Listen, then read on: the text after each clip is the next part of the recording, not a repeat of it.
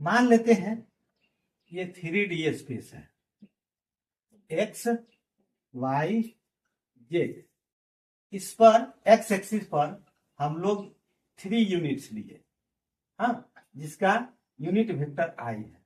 Y axis पर हम लोग 4 यूनिट माने डिस्टेंस ओरिजिन से 4 है, जिसका यूनिट वेक्टर जे ले लिए। और इस पर मान लेते हैं 7 लिए, हाँ, जेड एक्सिस पर, जिसका यूनिट वेक्टर हम लोग के।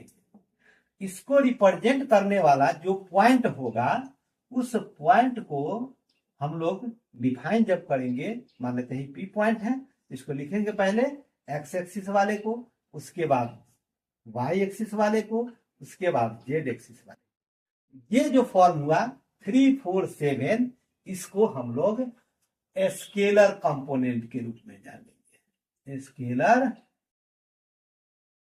कंपोनेंट्स, ठीक है, स्केलर कंपोनेंट।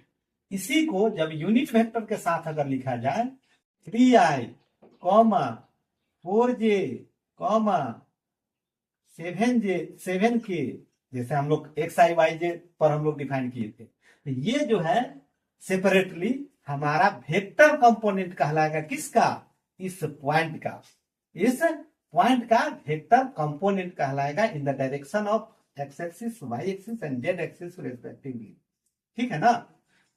जब इसको साथ साथ अगर इस वेक्टर को रिप्रेजेंट करना हो तो इसको पॉजिटिव रिप्रेजेंट कर ले, तो ये ओपी जो वेक्टर है इसको रिप्रेजेंट करेगा, हाँ, 3i + 4j + 7, यानी कि ओ से पी पर जो वेक्टर गया वो ओपी वेक्टर, ये हमारा 3i + 4j + 7k, यानी कि ये जो कोई भी वेक्टर हम लोग बना रहे हैं वो हमारा वेक्टर कंपोनेंट के साथ साथ, हाँ, पहले क्या होगा, स्केलर कंपोनेंट होगा, उसके बाद वेक्टर कंपोनेंट बनाएंगे, अब तब उसको एडिशन या सब्ट्रैक्शन में लिखेंगे तो वो हमारा वेक्टर सिंपली कहलाएगा।